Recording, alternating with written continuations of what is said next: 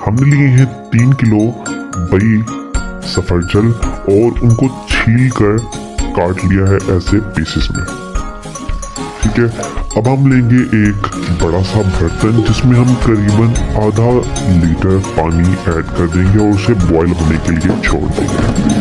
पानी जब बॉयल हो जाए तो हमने जो बई काट के रखे थे वो इस पानी में ऐड कर देंगे और चम्मच की मदद से इसे अच्छी तरह से मिक्स करने के बाद लिड लगाकर कवर करके थोड़ी देर के लिए रख देंगे ताकि ये कुछ हद तक नरम हो जाए।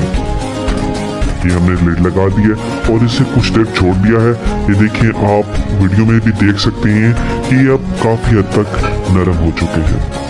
अब हम इसे निकाल लेंगे और जो पानी हमने ऐड किया था और जो पानी इन दही ने छोड़ा है वो इसी बर्तन में रहने देंगे। और निकालने के बाद अब हम इसी पानी में करीबन 1 किलो गुड़ ऐड कर देंगे। मैं जो रेसिपी बता रहा हूँ उसमें मैंने बई का मुरब्बा गुड़ में बनाया है।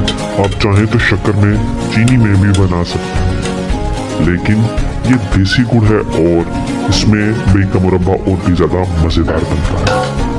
ये देखें, गुड़ अच्छी तरह से मेल्ट हो चुका है और चाशनी अब काफी हद तक रेडी हो चुकी है। अब हम एक छाननी की मदद से इस गुड़ को अच्छी तरह से छान लेंगे ताकि जो मिट्टी वगैरह इस गुड़ में होगी वो निकल जाएगी। ये हमने इसे अच्छी तरह से छान लिया है। अब हम इसमें 4 से 5 इलायची, 2-3 स्लाइसेस दालचीनी और 4-5 अदद लौंग ऐड कर देंगे और इस चाशनी को थोड़ा सा और पकता रहने देंगे। चाशनी अब पक चुकी है। अब हम इसमें बई जिसे हमने दम पर थोड़े से पानी में बॉईल किया था ताकि वो नरम हो जाए वो भी ऐड कर देंगे और चम्मच की मदद से इसे अच्छी तरह से मिक्स कर देंगे। ये देखिए, पानी की क्वांटिटी अब काफी ज्यादा हो चुकी है क्योंकि बई खुद भी पानी छोड़ता है। इसे थोड़ी देर मजीद पकता रहने देंगे ताकि बनाई हुई चाशनी इसमें अच्छी तरह से रस जाए। चम्मच की मदद से इसे अच्छी तरह से मिक्स कर देंगे। अब क्या करेंगे कि हम इसे ओवरनाइट ऐसे ही छोड़ देंगे। आप चाहें तो इसे 4 से 5 घंटे यूं ही छोड़ सकते हैं ताकि गुड़ की बनाई ये चाशनी अच्छी तरह से इसमें मिक्स हो जाए।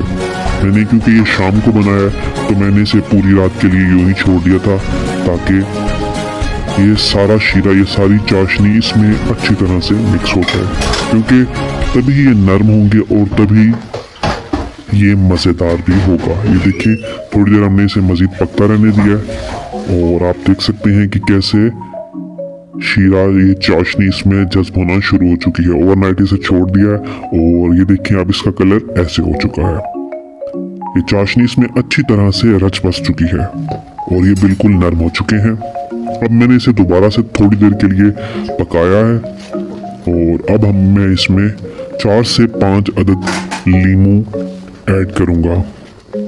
लीमू ऐड करने से इसकी उम्र काफी हद तक बढ़ जाती है और ये खराब नहीं होता।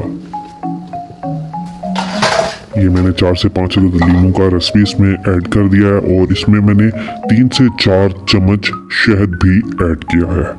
मजेदार बई का मुरब्बा रेडी हो चुका है।